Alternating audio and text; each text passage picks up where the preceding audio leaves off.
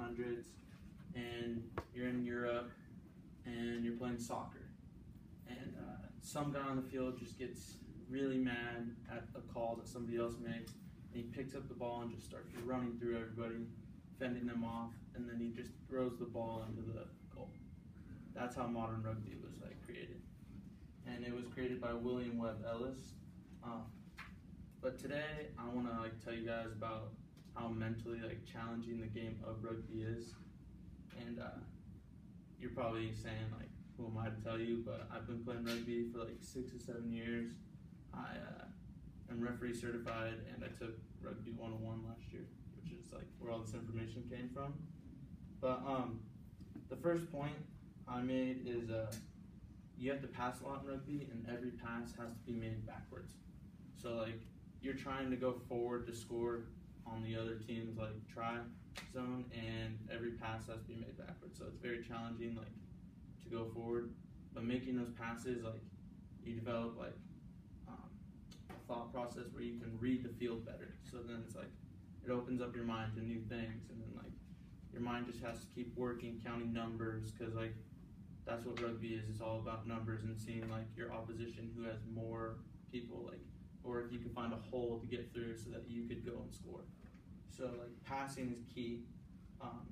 You always try to create an overlap, because the opposition is going to have to defend you, and if you have more numbers than the opposition, you're going to score if you know how to play. The second point I made is the game is very long. It's 2 40-minute halves, and it's continuous. It's not like football, where there's a down after every play and the officials reset and you get a 10-second break and then you go at it again.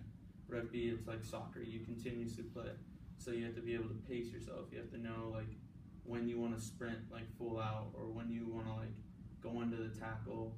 And it's very challenging just because you're getting tired the whole time, but you also have to keep on your toes, thinking constantly. The clock can keep going after the 80 minutes. It doesn't just stop. It either stops if the ball goes out of bounds, or if the ref decides there's no advantage being gained. So you can keep going. There's been games that go on 90 minutes, and it's just, you're dying at the end there. And the last point I was going to make is defensive structure, and basically just numbers. On defense, you want to match the opposition, so you want to be in front of your even number, so that you can make your tackle without them getting through the line. But there are some instances where you're down a man because you got a yellow card or something, and you have to play slide defense, which is you are covering somebody, but as soon as they pass the ball, you have to push. So then your whole team has to think on one page, and you all have to be interconnected and all moving together. And it's very fluid together if you do it right, and it's very, very fun. And then rugby, because it doesn't stop, the opposition, if they get a fast ball, they can reset fast. So your eyes have to always be up the field and counting their numbers.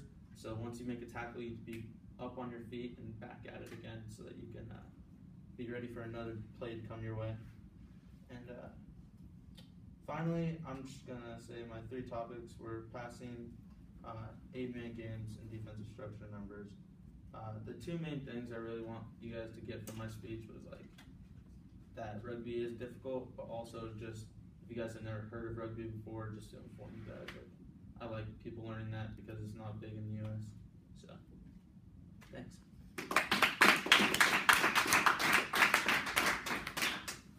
Oh, hey, if you've got outlines for me, you can bring them on up.